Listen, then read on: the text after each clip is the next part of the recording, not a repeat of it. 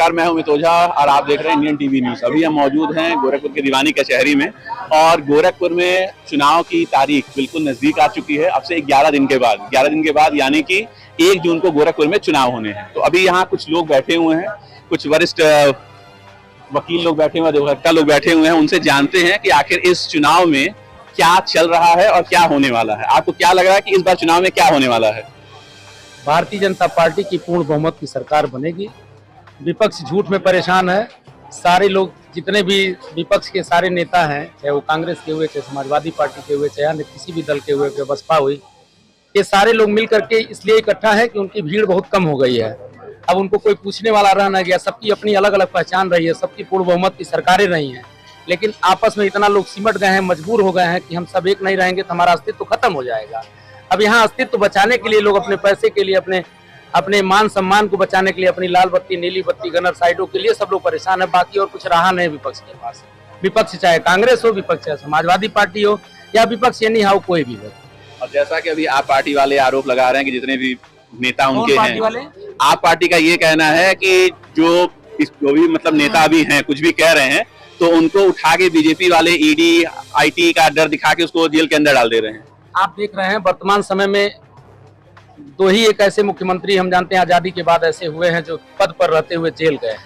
उसी में से जिसका आप उदाहरण दे रहे हैं, आम आदमी पार्टी से भीड़ से उपज में पैदा हुए, वो भी अरविंद केजरीवाल भी आक्रोश में एक नेता पैदा हुआ और वो एक मुख्यमंत्री हुआ। और वर्तमान समय में चोरी की आदत उसकी गई नहीं, चूंकि आयकर विभाग से वो रहा भी है, पहले भी अधिकारी रहा है, उसको पैसा कमाने का तौर तरीका पता रहा है। तो देखिए वर्तमान में सलाखों में है। 1 तारीख को उनको सरेंडर करना है। आपको पता होगा कि वो छूटे नहीं है, जमानत पे भी बाहर, वो जमानत पर बाहर नहीं है, वो पेरोल पर केवल चुनावी जनसभा को केवल अपनी पार्टी के, चूंकि वो एक बड़ी पार्टी के नेता हैं, इस नाते उनको चुनाव में सिर्फ रिलीफ मिला हुआ, वो बेल पर नहीं छूटे हैं। ये भ्रम है कि लोग सोच रहे हैं वो छूट गए, वो छूटे नहीं है। 1 तारीख को उनको पुनः सरेंडर करना है और जेल जाना है, और फिर जेल से कभी नहीं निकलना है।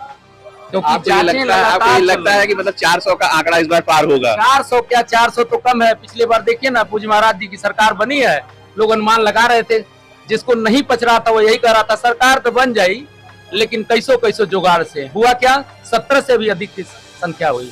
ऐसे ही पिछले 24 में जो, अगर ऐसा होगा तो फिर तो विपक्ष यही कहेगा कि ईवीएम हैक हो गया। नहीं, हैक कैसे हो जाएगा? उन लोगों का दिमाग हैक हो गया है। लोग झूठ में चुनाव प्रचार में लगे हुए हैं और उन लोगों को शांत होकर के अपना दूसरा कोई रास्ता चुन लेना चाहिए।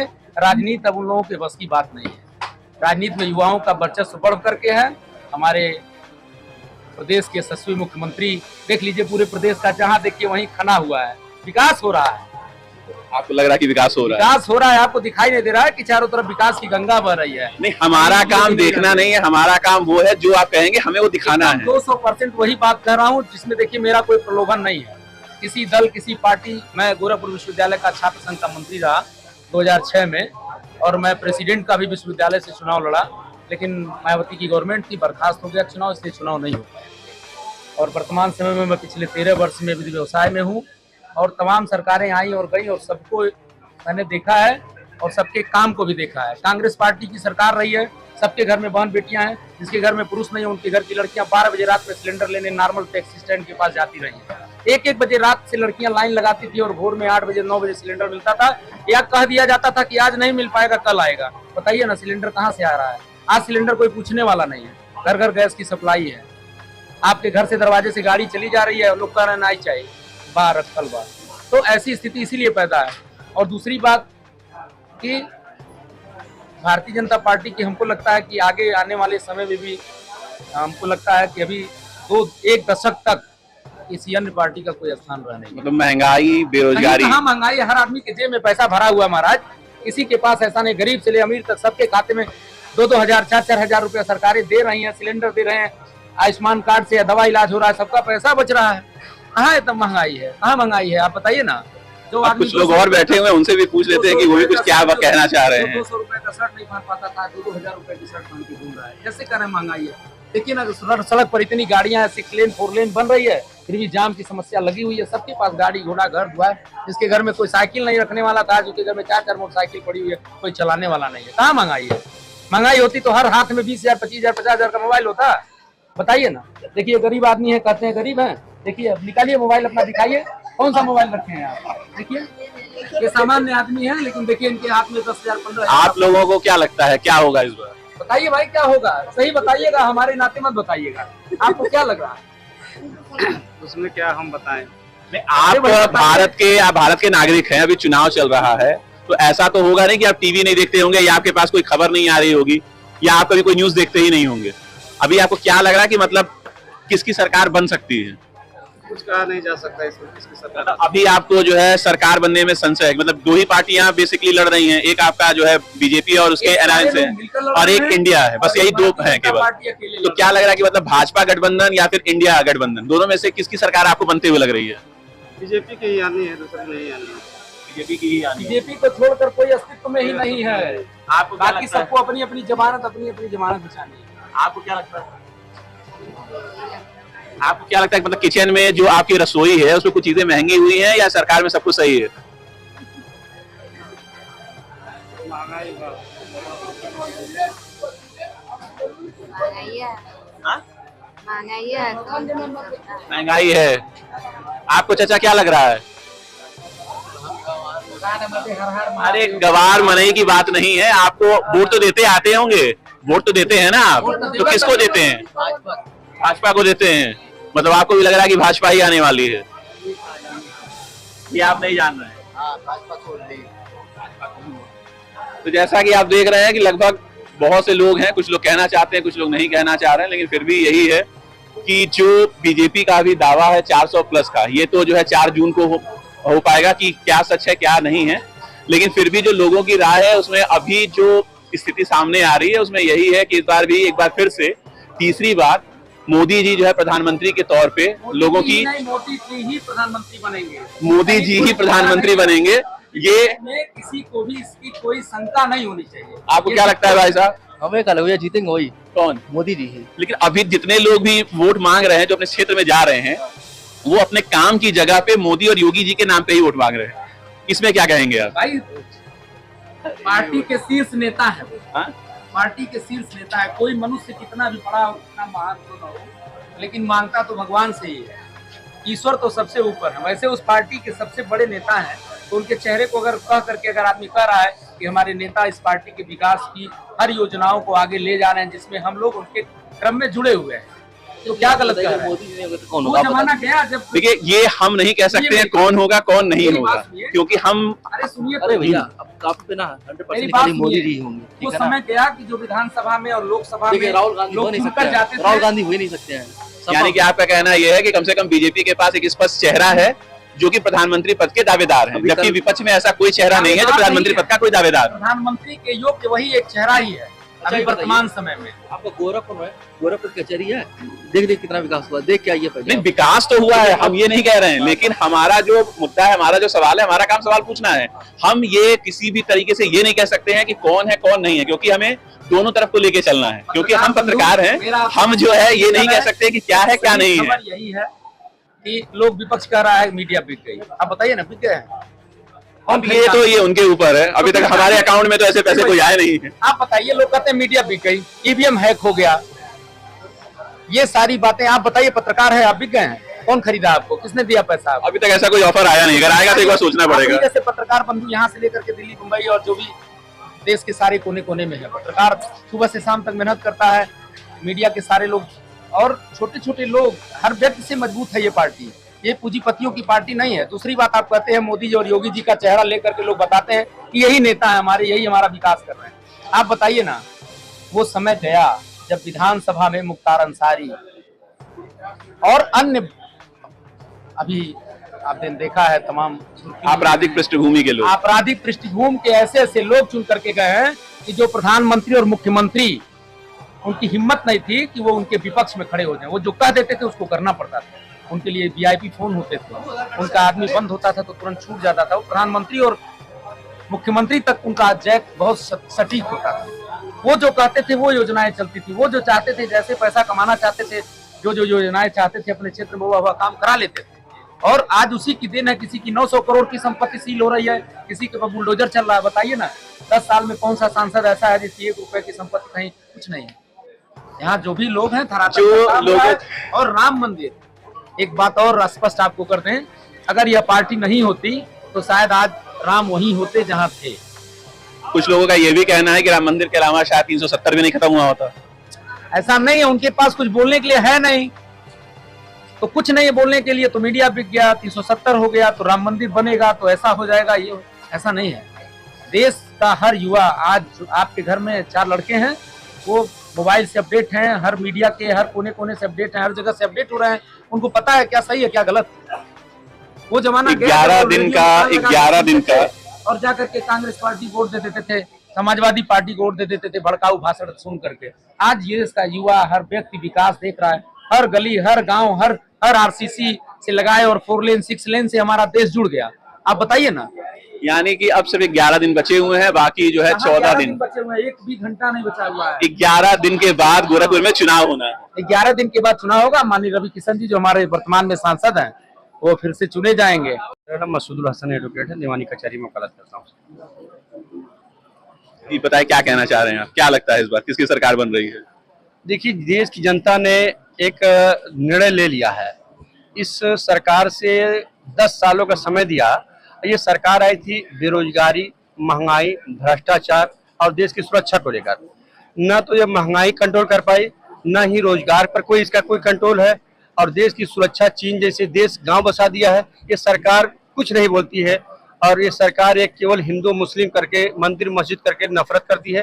महंगाई पर सवाल करिए तो पाकिस्तान में टमाटर, पाकिस्तान में हमने पाकिस्तान सरकार नहीं चुना था, हमने भारत के लोगों के लिए भारत की सरकार चुना था। ये जनता ने निर्णय ले लिया। तमाम रैलियों में जिस प्रकार प्रधानमंत्री के नफरती भाषणों से पता चल रहा है, प्रधानमंत्री का जो एक क्रेज था मोदी जी का, देश की जनता ने उनको त्याग दिया है। ये जाने वाले हैं, और अगर ये सरकार ईवीएम नहीं रहा तो समझ लीजिए 100 का आंकड़ा भी नहीं पार कर पाएंगे। ये मतलब क्या केवल ईवीएम के वजह से ही ये सारी सरकार में गड़बड़ी हो रही है? मतलब ईवीएम की वजह से ही सरकारें बन रही हैं, बिगड़ रही हैं। लेकिन अगर सिर्फ ऐसा होता तो कई ऐसे भी राज्य हैं जहां पे जो है बीजेपी की सरकार नहीं है, तो क्या वहां पे ईवीएम हैक नहीं होते हैं? पूरी दुनिया में अमेरिका, जापान, फ्रांस, दुनिया ने जो तमाम विकसित देश हैं, ईवीएम को पूरी तरह से नकार चुके हैं। यही बीजेपी के तमाम बड़े नेता ईवीएम पर सवाल खड़े करते थे, किताबें लिखा करते थे। लेकिन जनतंत्र, आज हम किसको वोट दे रहे हैं? मशीन के युग में बैलेट का एक भरोसा था, हम बटन दबाते हैं, हमको नहीं पता चलता हमारा वोट जा रहा कि नहीं जा रहा, किसको जा रहा। पिछले चुनाव में तो ऐसे भी था कि आपको जो है पर्ची दिखाई देती थी, तो पर्ची नहीं, हम बैलेट पे मोहर लगाते थे, हमको पता था, हमने जो बैलेट लगा दिया, निशान लगा दिया, उस निशानदेही को कोई बदल नहीं। समय तो बैलेट भी लूटे जाते थे, बूथ भी लूटे जाते थे, तो ऐसा तो नहीं था कि उस समय बिल्कुल एकदम निष्पक्ष चुनाव होते थे और उस समय कभी कोई ऐसी कोई घटना ही नहीं होती थी, बिल्कुल एकदम पारदर्शिता के साथ होती थी। अगर आपको याद होगा तो बिहार में नीतीश कुमार की सरकार बनने से पहले जिस तरीके से अराजकता होती थी, बूथों को लूटा जाता था, बेसिकली जो आपके उस समय के चुनाव आयोग के अध्यक्ष थे, उनकी अगुवाई में हुआ, उन्होंने खुद कमान संभाली थी, और उसके बाद जाके वहां पे किसी तरीके से एक बार जो है निष्पक्ष चुनाव हो पाए थे। इसके बारे में क्या कहेंगे आप? जब देश स्वतंत्र हुआ था तो कितने महीने चुनाव का एक लंबा दौर चला था। तो आज हम देश इतना विकसित है, सब कुछ है, क्या हम 1 महीना 2 महीना नहीं 5 साल सरकार के लिए ले सकते हैं? और अराजकता केवल आपको बिहार में क्यों दिखा? उत्तर प्रदेश में आपको नहीं दिखाई देता? उत्तर प्रदेश में भी है, लेकिन सबसे ज्यादा जो जंगल राज था वो आपके बिहार में ही था। रेप पीड़िता को 12 बजे रात पेट्रोल डाल के जला दिया गया, तब आप लोगों ने क्या किया? मीडिया को वहां जाने नहीं दिया गया, प्रशासन को खड़ा कर दिया गया। ये उत्पीड़न नहीं है? ब्रिजभूषण शरण सिंह महिला खिलाड़ियों के साथ कितना बड़ा कांड किया, उसके पुत्र को टिकट दिया, तो यहाँ अराजकता को नहीं दिखती है? ये तो एक जांच का विषय। अभी जहां पे हम ये न्यायालय है, अगर मीडिया ही ट्रायल करेगी और जनता ही अगर ट्रायल करेगी तो फिर न्यायालय क्या करेगा? ये एक आरोप है, आरोप किसी के ऊपर लग सकते हैं। और अगर कोई मामला, ये आप ही लोग कहते हैं कि अगर कोई मामला कोर्ट में विचाराधीन है तो किसी को तब तक जो है अपराधी नहीं माना जाता जब तक कि उस पर अपराध सिद्ध ना हो जाए। तो ब्रिजभूषण सिंह के ऊपर अभी ऐसा कोई अपराध अभी सिद्ध नहीं हुआ, अभी मामला ट्रायल में है, तो इसके बारे में हम कोई भी निष्कर्ष नहीं कर सकते। जब तक माननीय न्यायालय किसी को दोषी नहीं दे देती है तब तक वो यही माना जाता है कि भाई वो केवल अभियुक्त कहलाता है, वो अपराधी नहीं माना जाता है। नहीं, यह तो केवल आप सिलेक्टिव मोड में जा रहे हैं। मीडिया लोकतंत्र का चौथा खंभा है।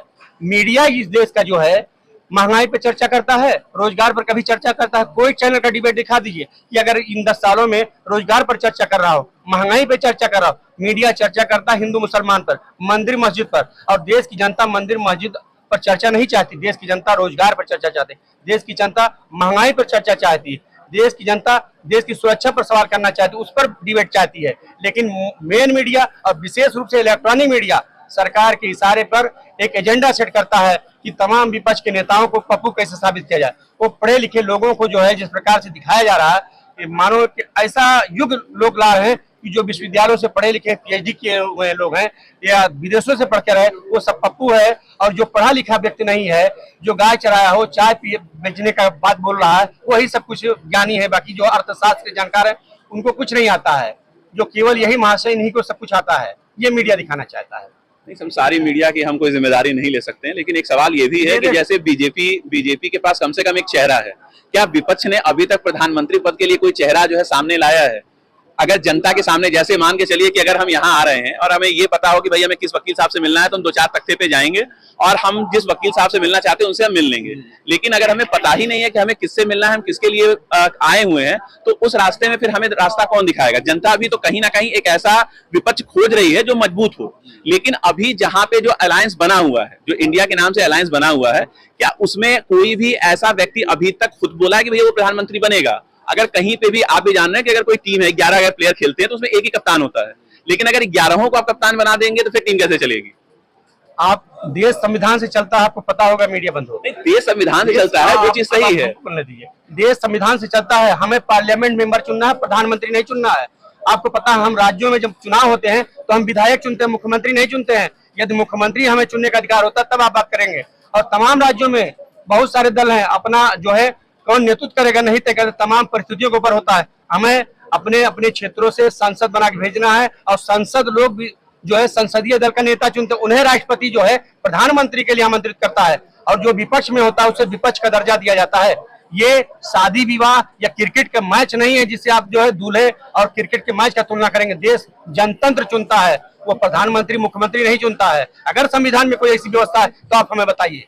नहीं, आपकी बात सही है, लेकिन आपको क्या लगता है कि अभी गोरखपुर से जो मौजूदा रवि किशन है, क्या इस बार उनकी सीट नहीं निकलेगी?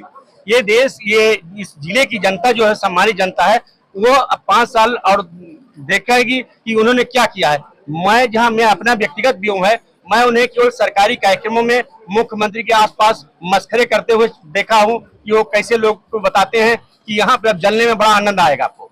आप कहीं जनतंत्र में, हम लोगों के हापुड़ कांड हुआ था जो कहूँगा, कभी हमने देखा जनप्रतिनिधि आते? हम लोग की समस्याएं चुनाव में आए थे, चुनाव के बीच अभी जब चुनाव आने वाला है तभी आएंगे। 5 साल बीत गए, कभी हमने नहीं देखा उनको। या किसी विशेष क्षेत्र में बता दें, किसी जनता के आंदोलन को लेकर कहीं वो दिखाई दे, किसानों के मुद्दे पर, नौजवानों के मुद्दे पर कहीं नहीं दिखा। सरकारी कार्यक्रमों, क्या आपको ये लगता है कि गोरखपुर में विकास नहीं हो रहा है? गोरखपुर में विकास पहले भी हुआ था, अब भी हो रहा, आने वाले समय में विकास हमेशा रुकता नहीं है, विकास चलता रहता है। विकास का स्वरूप बदलता है, मतलब अभी इधर हाल फिलहाल जो भी मतलब 5 साल 10 सालों में या 12 सालों में 20 सालों में कुछ भी हो, क्या आपको विकास लग रहा है या नहीं लग रहा है? मुख्यमंत्री क्षेत्र के होने के नाते कुछ विकास हुए हैं, जो विकास होना चाहिए था वो अभी नहीं हो पाया। जैसे एम्स पूर्ववर्ती सरकारों के दिन है, मेट्रो के बारे में हम लगातार चर्चाएं करते थे, और जब आप सांसद होते थे तो कहते केंद्रीय विश्वविद्यालय बनेगा गोरखपुर विश्वविद्यालय। आप कभी इन 5 सालों 10 सालों में सुना आपने माननीय मुख्यमंत्री से? कहते थे गोरखपुर में इलाहाबाद हाई कोर्ट का एक बेंच बैठेगा। क्या आप कभी चर्चा उनसे सुनते हैं? मेट्रो आप देख रहे हैं कहीं कुछ काम हुआ? हम लोग केवल सुनते आ रहे हैं कि मेट्रो चलने वाली है, मेट्रो चलने वाली है। 10 साल गुजर गए, कहीं मेट्रो का नाम निशान नहीं है। अब पूर्ववर्ती सरकार ने जो लखनऊ में कहीं मेट्रो के लिए चर्चा नहीं की, तो लखनऊ में इकाना स्टेडियम बना दिया और वहां पर मेट्रो बना दिया। गोरखपुर में मेट्रो क्यों नहीं चल पा रहा है? अभी उसके लिए जो महानगर का जो योजना, जो आपकी क्या कहते हैं, जो जनसंख्या होनी चाहिए उसके हिसाब से नहीं थी, जैसा कि जो है पेपर्स में बताया गया। इस नाते जो है पीपीगंज तक जो है इसको महानगर में लेकर आया गया। अभी उसके डीपीआर वगैरह बन रहे हैं, जैसा हमारी जो है सरकारी संस्थाएं बता रही हैं। बाकी अंदर की क्या बातें वो तो हमें भी नहीं पता है। अब आपको कितना पता है ये तो आप ही बेटर बता सकते हैं। ये बताइए, जब सरकार को इतना नहीं पता है कि बेसिक नीडेड क्या होना चाहिए, और जब आपको जानकारी नहीं है तो जनता में केवल जो है भ्रम फैलाने के लिए जो है ये हो जाएगा वो चल जाएगा, तो आपको इसके मतलब कोई भी प्रोग्राम का घोषणा करते हैं, आप बिना कोई नॉलेज, बिना जानकारी, बिना चर्चा के घोषणा कर देते हैं। धरातल पे लाने में आपको तमाम दिक्कतें हो रही है, इसीलिए सरकार को आगे तमाम घोषणाएं करती है, धरातल पे कुछ नहीं हो पा रहा है। 1 तारीख को जो गोरखपुर में चुनाव होने वाला है उसमें आपको क्या लगता है? आप तो वोट करेंगे ना? बिल्कुल वोट करता आया हूँ, वोट करूंगा। और मेरा तो ये व्यक्तिगत मत है कि इस बार सत्ता बदल रही है, यहाँ सांसद भी बदले, ताकि गोरखपुर में जो है और तेज विकास हो। जो ऐसा हम सांसद चाहते हैं जो क्षेत्र में लगातार रहता हो, लोगों की समस्याओं को लेकर मुखर हो, प्रशासन लड़ता हो। ये प्रशासन के गोद में बैठने वाला सांसद। आपको ऐसा लग रहा है कि मतलब इस बार सत्ता परिवर्तन होगा? बिल्कुल, अगर सत्ता नहीं बदलेगी तो अधिनायकवाद बढ़ेगा। कोई भी दल की सरकार हो, कोई भी राजनीतिक हो, कोई भी नेता हो, सत्ता हमेशा बदलते रहना चाहिए, ताकि हमको और आपको एक पता चले कि ये सरकार ने या सांसद ने क्या किया, वो क्या नहीं काम कर पा रहे हैं कि नहीं कर पा रहे हैं, ये हमारा व्यक्ति। गोरखपुर से इंडियन टीवी न्यूज के लिए मितुजा की रिपोर्ट। जी बताएं। अपना शुभ नाम बताएं सर। सूर्य प्रकाश द्विवेदी, एडवोकेट। जी, क्या मतलब लग रहा है इस बार क्या होने वाला है? सत्ता परिवर्तन या फिर सत्ता की वापसी? सत्ता का नवीनीकरण, रिन्यूअल ऑफ पॉलिटिकल अप्रोच। नवीनीकरण क्या मतलब? भाजपा जो कह रही है 400 पार। ये 400 पार का नारा भाजपा की अपना नारा है, लेकिन ये है कि बहुमत की सरकार भाजपा ही बनाएगी, नो डाउट, इसमें कई संदेह नहीं। एक जो सबसे बड़ा जो सवाल आ रहा है निकल के जनता के बीच में कि अभी जो चुनाव है केवल दो के बीच में, भाजपा और जो इंडिया, मतलब भाजपा के जो गठबंधन है और जो इंडिया का गठबंधन है। लेकिन एक जो सबसे बड़ा जो जनता है, जो हम लोग जनता के बीच में गए, जनता से कई चीजें पूछी गई, तो सबका एक ये कहना है कि कम से कम भाजपा के पास एक चेहरा है। ये अलग बात है कि हम जो है सांसद नहीं चुन सकते हैं, हम प्रधानमंत्री नहीं चुन सकते, हम सांसद चुनते हैं, फिर सांसद दल के द्वारा जो है हमारा प्रधानमंत्री चुना जाता है। लेकिन एक कम से कम एक चेहरा है कि मतलब सांसद दल ने पहले ही ये मान लिया है कि अगर हमारे सांसद इतने, अगर जो हमारा बहुमत है, अगर बहुमत पार होता है तो हमारे जो प्रधानमंत्री हैं वो मोदी जी होंगे। लेकिन विपक्ष ने अभी तक ऐसा कोई भी चुना नहीं है। इसका सबसे बड़ा कारण क्या है? क्योंकि विपक्ष में ऐसा कोई चेहरा अभी तक हमें नहीं दिख रहा है। मैं कहना चाहता हूँ, जो आप एनडीए और इंडिया की बात नहीं किया आपने, एनडीए ने अपना चेहरा दे दिया है कि नरेंद्र दामोदर दास मोदी तो एज ए एमपी चुने जाएंगे, बाद में वो पीएम चुने जाएंगे।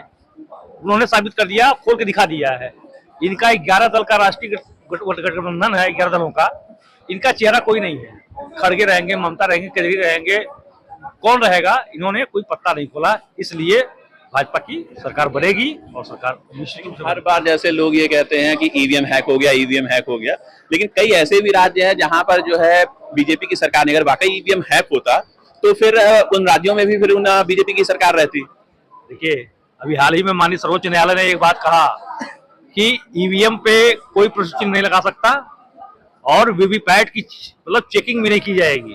ठीक है, तो माननीय सर्वोच्च न्यायालय ने अगर उसको पुख्ता कर दिया है तो ईवीएम पे सवाल नहीं उठाए जा सकते किसी राज्य को या किसी राजनीतिक दल को। हम ईवीएम पे सवाल नहीं उठाते हैं, जो विपक्षी दल है वो उठाते हैं। मैं विपक्षी राजनीतिक दलों की बात करते हैं, उनकी ये हताशा है और उनका एक वो है कि बस ईवीएम हट जाता, बैठ रहा था, तो हम बेईमानी थोड़ा करवा लेते हैं, तो बेईमानी नहीं हो पा रही है उनके द्वारा, इसलिए वो ईवीएम से हट नहीं पाता। मतलब ये है कि 4 जून को इस बार फिर से जो है भगवा लहराने के पूरे चांस नहीं है, पूरी संभावना है और सरकार बन रही है, भगवा की सरकार बन रही है। तो मतलब आप अभी किसको सपोर्ट कर रहे हैं? मैं रवि किशन को और भाजपा को सपोर्ट कर रहा हूँ। मतलब आप खुल के कह रहे हैं कि आप सपोर्ट कर रहे हैं? बिल्कुल सपोर्टर है, मेरा पूरा परिवार, पूरा मोहल्ला मेरा सपोर्टर है। आपका क्या कहना है सर? अपना शुभ नाम बताइएगा। मेरा नाम आशुतोष हर दुबे है और मेरा यही वक्तव्य है कि इस बार जो है जो सरकार पूर्ववर्ती सरकार रही है वो पूरी तरह से इस बार भी आने की संभावना नहीं, आ रही है और इसमें कोई इब्बट नहीं है। मतलब इस बार सरकार की मतलब फिर से जो है वापसी हो रही है, या सर के अगर शब्दों में कहे तो नवीनीकरण हो रहा है? श्योर। मतलब इस बार 4 जून को फिर से जो है भगवा लहराने की आप लोगों की पूरी तैयारी है? बिल्कुल। विपक्ष तो कह रहा है कि इस बार झंडा हमारा लहराएगा। ठीक है, विपक्ष के अपने अपने दावे हैं, वो दावे जो है 4 जून को जो है पता चल जाएंगे। जब ईवीएम खुलेगा, रिजल्ट आएगा सामने, सब हवा का हवा रह जाएगा। यानी कि जब बोतल खुलेगा, जिन निकलेगा, तो उसमें से क्या होगा वो ही बोले। जी, वो जिन्न वाली बात नहीं है, जिन्न वाली बात नहीं, वो सब वैज्ञानिक ढंग से जो है प्रमाणित हो चुका है। सुप्रीम कोर्ट में सारे विशेषज्ञ उसको प्रमाणित कर चुके हैं, उसमें सारे विचार आ चुके हैं, सुप्रीम कोर्ट ने अपना व्यू दे दिया है। अब वो हताशा बता रही है कि जब पंजाब में जीतते हैं तो ईवीएम में कोई खराबी नहीं, गोवा में आते हैं, राजस्थान में जीतते हैं तो कोई खराबी नहीं, जब हारते हैं तो ईवीएम करते रहते हैं। चलिए, आप लोगों से बात करके बहुत अच्छा लगा और उम्मीद करते हैं कि गोरखपुर की जनता या पूरे देश की जनता का जो भी उनका जो मानना है या जो उन्होंने अपना वोट किया या जिस भी पक्ष में किया है, 4 जून को परिणाम सबके सामने होंगे और 4 जून को जो भी परिणाम आएगा वो भी हमारे दर्शकों को हम बताएंगे।